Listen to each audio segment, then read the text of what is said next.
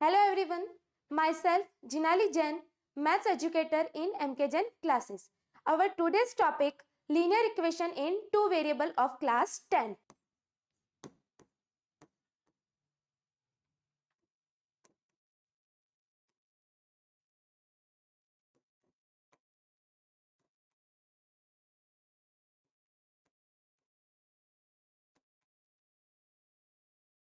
तो सबसे first variables होते क्या है, हमें पता है कि अल्फाबेट में इतने सारे 26 डिजिट्स 26 अल्फाबेट्स होते हैं, तो क्या सारे वेरिएबल्स हैं?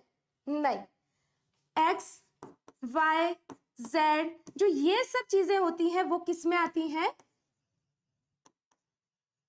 वेरिएबल्स में। पर इक्वेशन कैसी वेरिएबल से बन सकती है? उसके आगे आपको डिजिट चाहिए होगी, कांस्टेंट चाहिए होगा, तो वो कांस्टेंट के लिए आप क्या यूज करोगे? ए बी एंड सी। ये जो हमारे ए बी सी होते हैं वो काम करते हैं कांस्टेंट का। पर अगर क्या वेरिएबल को मैं ऐसे लिख दूं और कांस्टेंट को ऐसे लिख दूं तो क्या इक्वेशन बन जाएगी? नहीं, हमें इक्वेशन को बनाने के लिए उसे इक्वेशन फॉर्म में लिखना होगा। जो हमारी इक्वेशन फॉर्म होती है a x plus b y plus c is equals to 0, ये जो होती है वो हमारी लीनियर इक्वेशंस फॉर्म होती है। अब हमारे वन वेरिएबल भी हो सकता था, जैसे a x plus b equals to 0, पर नहीं, हम अब हमारा टॉपिक क्या है? टू वेरिएबल, इसलिए हम क्या यूज करेंगे इसमें? दो वेरिएबल। यहाँ पे y की जगह z भी हो सकता है, आपके s भी हो सकता है, t भी हो सकता है, कोई भी वेरिएबल्स आ सकते हैं। अब इसको हम करेंगे इक्वेशन फॉर्म में चेंज। अगर इक्वेशन फॉर्म में अगर आपको किसी भी क्वेश्चन को सॉल्व करना है तो हमारा सबसे फर्स्ट मेथड है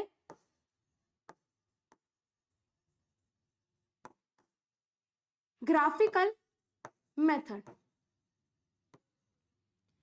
ग्राफिकल मेथड, ग्राफ तो सबने ही पढ़ा होगा छोटी क्लासेस में, कैसे बनाया जाता है?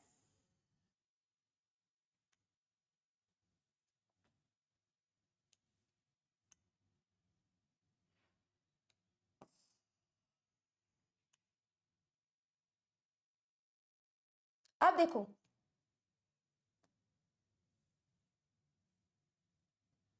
सबसे फर्स्ट यहां पे जो है वो हमारा ओरिजिन है, यहां पे हमारा होता है एक्स एक्सिस, यहां पे भी एक्स एक्सिस, यहां पे वाई एक्सिस और यहां पे भी वाई एक्सिस।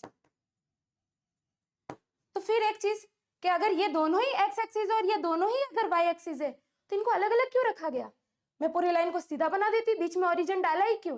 तो ये वाला जो वाई एक्सिस होता है वो पॉजिटिव होता है, ये वाला वाई एक्सिस नेगेटिव, ये वाला एक्स एक्सिस नेगेटिव और ये वाला एक्स एक्सिस पॉजिटिव। अब हमारे पास डिजिट्स पे डिपेंड करेगा कि हमें उस वैल्यू को इस साइड रखना है कि इस साइड। अगर हमारी डिजिट नेगेटिव आती है तो हमें इस साइड रखनी होगी, अगर x की वैल्यू, अगर y की वैल्यू नेगेटिव आती है तो हमें इस साइड रखनी होगी, और अगर y की वैल्यू पॉजिटिव होती है तो इस पे वैल्यू रखनी होगी। ग्राफ का सिंपल कॉन्सेप्ट होता है, ये तो आपको आता ही है।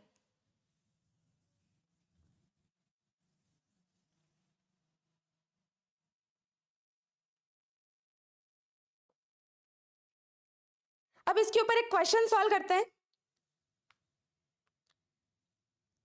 सबसे फर्स्ट क्वेश्चन हम लेते हैं, जैसे हमारा क्वेश्चन है x minus 7y is equals to minus का 42।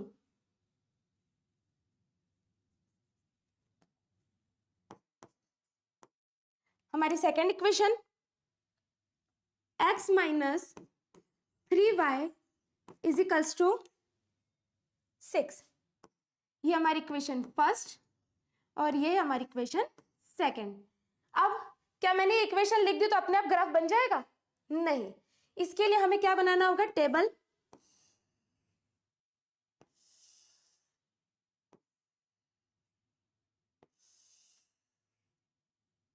और उसमें हमें वैल्यू रखनी होगी x और y की। सबसे पहले हम वर्क करेंगे इक्वेशन फर्स्ट पे। हमारी इक्वेशन फर्स्ट क्या है? x minus 7y is equals to minus का 42। अब x की जगह आपकी मर्जी है, x की जगह वैल्यू रखनी है कि y की जगह वैल्यू रखनी है। x की जगह 1 भी रख सकते हो। अगर आपने x की जगह 1 को पुट कर दिया तो 1 minus 7y is equals to minus 42। आपको पता है कि यहां से ये क्या होगा, बाई टीपी, तो minus 7y is equals to minus 42 minus 1 minus 7y is equals to minus 43। अब माइनस से माइनस कैंसल आउट, y की वैल्यू आ गई 43/7। अब मुझे बताइए, क्या इसका ग्राफ अगर मैं इधर बनाना चाहूंगी तो इजी वे में बन जाएगा? नहीं। तो इसलिए हमें ऐसी डिजिट लेनी होगी जो इजी वे में हमारा ग्राफ बना दे और हमें क्वेश्चन सॉल्व करने में आसानी हो जाए। सबसे फर्स्ट, जैसे आप यहां पे हमारी डिजिट है 7, अगर हमें इस 7 को यहां से इस डिजिट से डिवाइड करना है तो हमें ऐसी कोई डिजिट x की जगह सोचनी होगी जो इसे पूरा डिवाइड करके हमें एक छोटी सी डिजिट यहां पे लाकर दे दे। जैसे मैं x की जगह पुट करती हूं -7, जैसे ही मैंने x की जगह -7 पुट किया तो मेरी फर्स्ट इक्वेशन में क्या हो जाएगा, -7 minus 7y is equals to -42। वही सिस्टम, 7 को मैं उस साइड शिफ्ट करूंगी,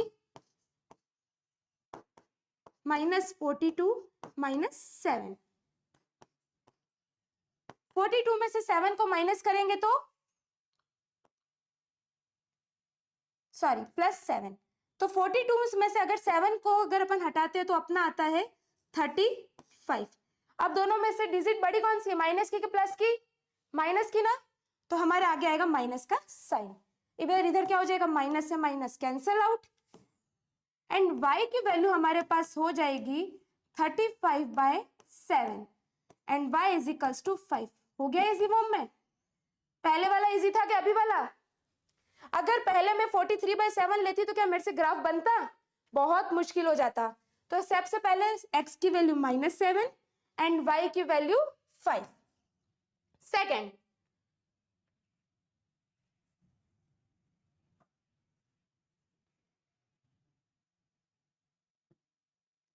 क्योंकि मेरी एक वैल्यू से तो मेरा ग्राफ बनेगा नहीं, अब मुझे लेनी होगी यहाँ पे 3 वैल्यू। अब सेकेंडली मैं x की वैल्यू लेती हूँ 0, x is equals to 0, 0 minus 7y is equals to -42। वही अगर 0 को मैं इधर ट्रांसफर करूंगी तो कोई फर्क पड़ेगा? बिल्कुल भी नहीं पड़ेगा। -7y is equals to -42, minus से minus cancel out, y is equals to 42/7। 7 की डबल में 42 कितने टाइम आता है? 6 टाइम। तो हमारा यहां पे हो गया 0 और यहां हो गया 6। अब हमें ऐसी न ऐसी थर्ड वैल्यू भी निकालनी होगी, तो थर्ड वैल्यू के लिए हम क्या करेंगे, x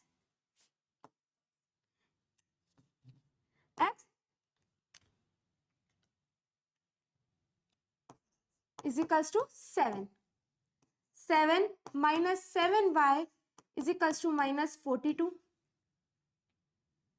-7y is equals to -42 -7 -7y is equals to -49, minus से minus cancel out, y is equals to 49/7। कितनी टाइम? 7 की डबल में 49, 7 टाइम। तो हमारा आंसर क्या हो गया, x की वैल्यू भी 7 एंड y की वैल्यू भी 7। अब ये तो एक इक्वेशन का बना, अब ऐसा ही ऐसा हमें दूसरी इक्वेशन का भी बनाना होगा। दूसरी इक्वेशन के लिए हमारे पास पहले हम यहाँ पे इक्वेशन लिख देते हैं, x minus 3y is equals to 6। Same process, table बनाइए,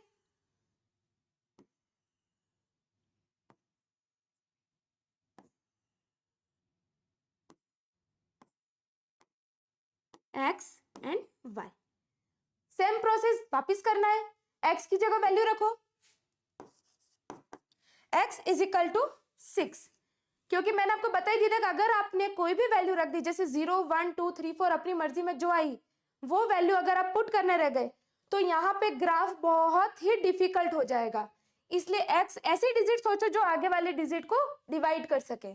x is equal to 6, 6 minus 3y is equals to 6 minus 3y, 6 minus 6 minus 3y is equals to 0।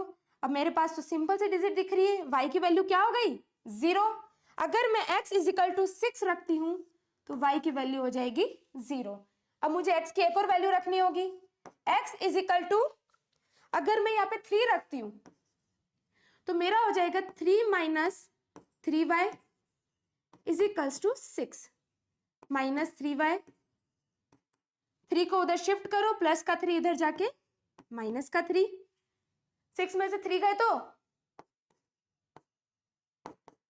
क्या आएगा 3 minus y is equals to 3/3 1, और minus इधर shift होता है तो y is equals to -1। अगर मैं x की वैल्यू 3 रखती हूं तो y की वैल्यू आएगी -1। वैसे ही मुझे तीसरी डिजिट भी चाहिए होगी जो कि मेरे पास है 0, 0 minus 3y is equals to 6 minus 3y is equals to 6 and y is equal to 6/3। 3 की टेबल में 6 2 टाइम, तो सिंपल सा x की वैल्यू अगर 0 तो y की वैल्यू -2। अब ये प्रोसेस हो गया। अब एक बार अपन टेबल, उस टेबल को भी इस साइड ही बना देते हैं।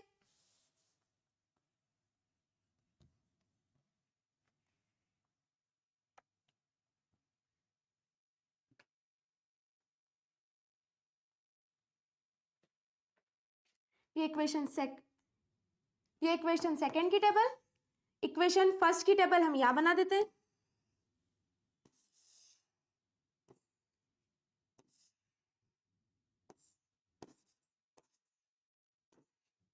क्या थी फर्स्ट वैल्यू -7 और हमारा आंसर क्या आया था 5।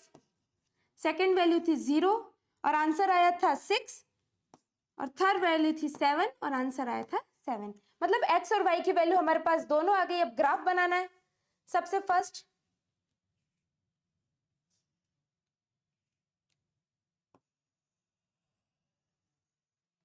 यहां पे हमने ये लाइन ले ली,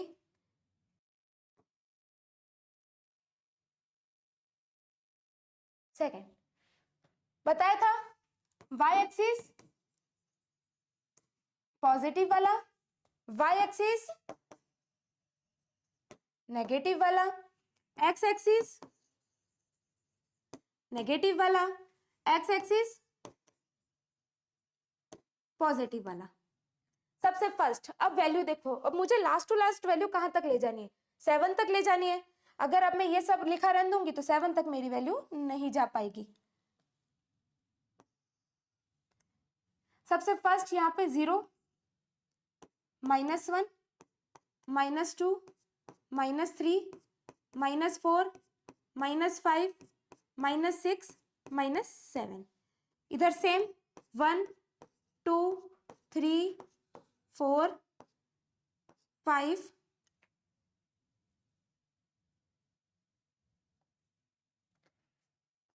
6 7। मैंने सब जगह 7 बना दिया ताकि हमें कंफ्यूजन ना रहे। 3 4 5 6 7, इधर 1 2 3 4 5 6 एंड 7। सबसे फर्स्ट पॉइंट सेकेंड इक्वेशन का कर लेते हैं पहले, 6 से 0। अब y एक्सिस पे 0 और x एक्सिस पे कितनी जा रही है 6, तो यहां से देखो पॉइंट 0 से 6। सेकेंड x एक्सिस पे 3 है और y एक्सिस पे -1। अब x एक्सिस देखो कहां है आपका 3 और y एक्सिस -1। अब y एक्सिस -1 यहां पर है तो ये यहां पे पॉइंट बनाएगी।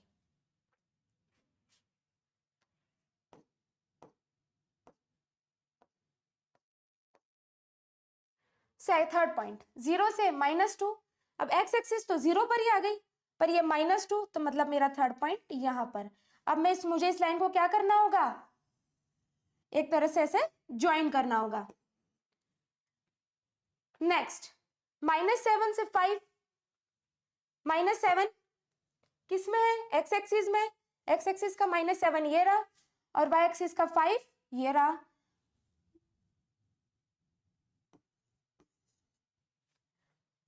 जीरो से 6, एक्स एक्सिस का 0 ये रहा, और वाई का 6 ये रहा। 7 7, +7 ये रहा, और +7 ये रहा। फिर भी इस लाइन को ऐसे ज्वाइन करना है।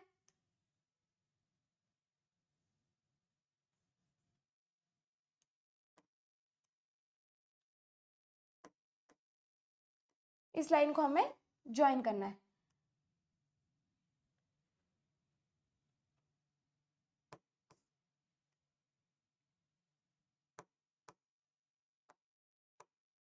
तो देखो ये जैसे ग्राफ बना है, बस ग्राफिकल मेथड में कुछ ज्यादा सॉल्यूशन नहीं करना है, आपको ये सॉल्व करना है और नॉर्मली ग्राफ बनाना है। तो लीनियर इक्वेशन इन 2 वेरिएबल का ये हमारा पार्ट फर्स्ट था, जो कि ग्राफिकल मेथड है। Thank you.